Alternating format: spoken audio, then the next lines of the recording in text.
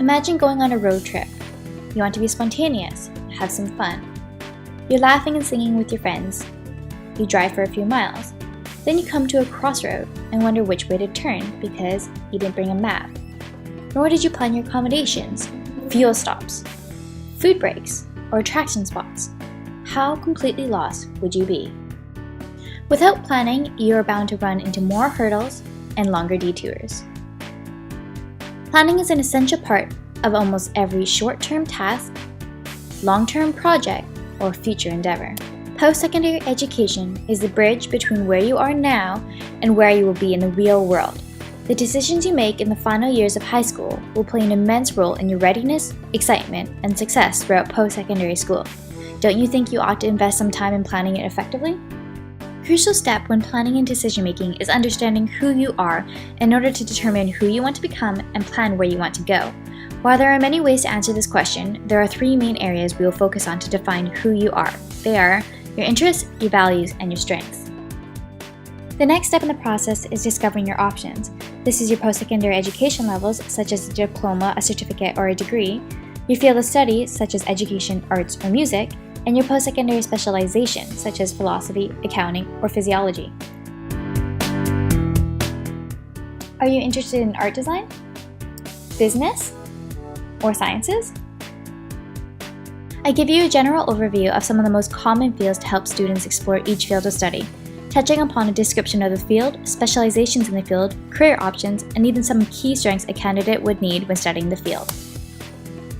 The last step is decision-making. We use what we know about ourselves in the first section and combine it with the options we've discovered in the second section to find the best fit level of education, field of study, and institute for the student. There are several in-book activities to help students look at the most important factors when making these decisions. For example, when deciding one's level of education, there are three main factors to look at: the student's eligibility, their readiness, and their financial situation. When deciding one's field of study, a student must take into consideration their interests, values, and strengths. Lastly, when deciding the best fit post-secondary institute, the student must take the first two, the level of education and field of study, into account, as well as their financial situation and additional logistics. In other words, this is you today.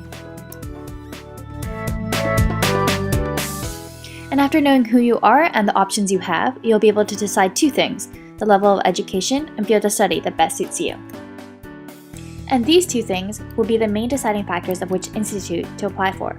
Once you know where you want to go and what you want to apply for, these make up your short-term goals, such as getting the grades you need to be accepted or saving up enough money to move away.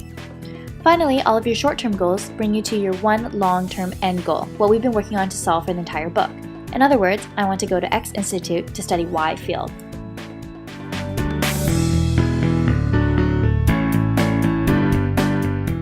So how did this exactly all come to be?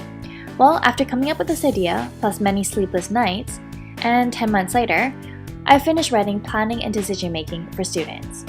And now I need your help, Kickstarter. I need $5,000 and in only 30 days. Please help bring my book to schools all over the world to share these ideas and help students become better prepared, more confident, and more directed for their futures.